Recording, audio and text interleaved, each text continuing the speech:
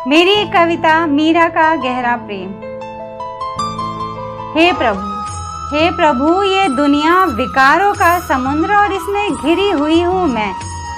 हे प्रभु ये दुनिया विकारों का समुद्र और इसमें घिरी हुई हूँ मैं। अब तुम ही आकर पार लगा दो वरना इस भवसागर में डूबी मैं। ये शरीर मिटेगा एक दिन ये संसार भी, ये शरीर मिटेगा एक दिन ये संसार भी। मरने से पहले मेरा ये जन्म सफल करे, जीवन मृत्यु के चक्र से मुझे मुक्ति मिले। अब मीरा का उनकी सखियों के साथ संवाद सुनिए कि हे सखी जिसने अपनी एक उंगली पर गिरधर पर्वत को उठाया है। हे सखी जिसने अपनी एक उंगली पर गिरधर पर्वत को उठाया है, जिसने सिर पर मोर पंख मुकुट लगाया है, वही पिया मेरे मन भाया है। हे सखी आज मैं तुम्हें अपना हाल सुना रही। हे सखी आज मैं तुम्हें अपना हाल सुना रही। ये काले बादल गरजे बिजली चमकी, ये बरसात सबके मन को खुश कर जा रही। मगर ये काले बादल मेरे अंदर के अंधियारे को बढ़ा रही। ये बिजली मेरे हृदय पर गिरती जा रही। कृष्ण के दरस को प्यासी मैं इतनी, कृष्ण के दरस को प्यासी मैं इतनी कि अपने अश्कों की बरसात में ही भीगी जा रही। हे सखी उस देश चलो जहाँ मेरे पिया रहते हैं। हे सखी उस देश चलो जहाँ मेरे पिया रहते हैं। चलने से पहले मैं थोड़ी तैयारी कर लूँ, रेशम की साड़ी पहनूं या भगवा वस्त्र पहन लूँ।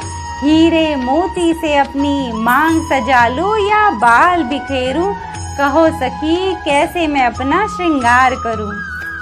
ऐ लोगो सुन लो सारे, ऐ लोगो सुन लो सारे, मैं ये ढोल बजा के कहती हूँ, मैंने अपने श्री कृष्ण को मोल ले लिया है। कौन कहता है अपने प्रीतम को बिना बताए पा लिया है।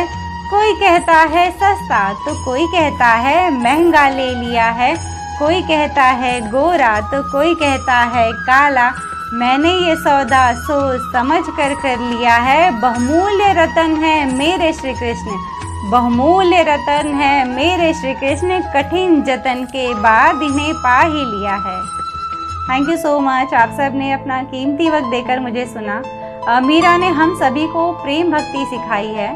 मीरा बचपन से लेकर मरने तक श्री कृष्ण जी की भक्त रही। जब वो छोटी थी उनके घर के बाहर एक बारात जा रही थी और दूल्हा को देखकर उन्होंने अपनी माँ से ये सवाल किया था कि मेरा दूल्हा कौन है, और माँ ने यूं ही कह दिया था कि श्री कृष्ण जी तुम्हारे दूल्हे हैं। और तभी से उन्होंने श्री कृष्ण जी को अपना दूल्हा ही मान लिया। और जब शादी के बाद उनके पति की मृत्यु हो गई थी तब वो मंदिर जाकर पैरों में घुंघरू बांधकर नाचती थी। और उस वक्त ये सही नहीं माना जाता था, उनका नाचना बहुत से लोगों को ये उचित नहीं लगता था।